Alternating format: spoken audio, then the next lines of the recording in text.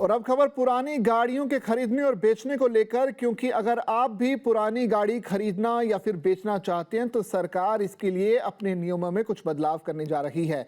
Motor vehicle act 1989 में बदलाव के लिए जो सड़क और परिवहन मंत्रालय उनकी तरफ से एक ड्राफ्ट नोटिफिकेशन जारी किया गया है।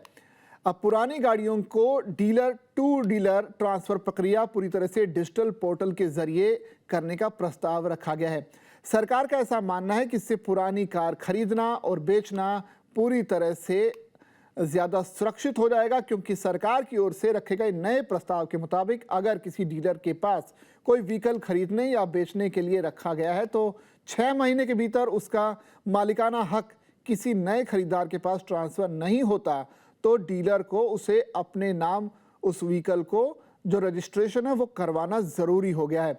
अब सरकार की तरफ से ये अनिवार्य किया गया है, क्योंकि सरकार ये ड्राफ्ट इसलिए लेकर आई है ताकि ये सुनिश्चित किया जा सके कि वाहन लंबे समय तक उस व्यक्ति के नाम ना रहे जिसने उसे पहले से ही बेच दिया है।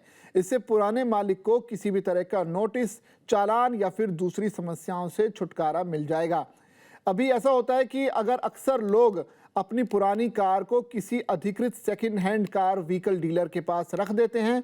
इससे डीलर अपने स्टॉक में गाड़ी को तो रख देता है और अगर खरीदार मिलता है तो ठीक है, उस व्हीकल का जो नाम है वो ट्रांसफ़र कर दिया जाता है। लेकिन अगर सालों या फिर कुछ महीनों तक वो गाड़ी नहीं बिकती है तो इस दौरान गाड़ी की आरसी यानी कि जो रजिस्ट्रेशन सर्टिफिकेट है वो पुराने मालिक के नाम पर ही बना रहता है। ऐसी स्थिति में अगर पुरानी गाड़ी से कोई एक्सीडेंट हो जाए, चालान कट जाए, ट्रैफिक नियमों का उल्लंघन हो जाए तो शुरुआती रिकॉर्ड में मालिक का नाम सामने आता है। इसी को देखते हुए सरकार ये नया ड्राफ्ट लेकर आई है।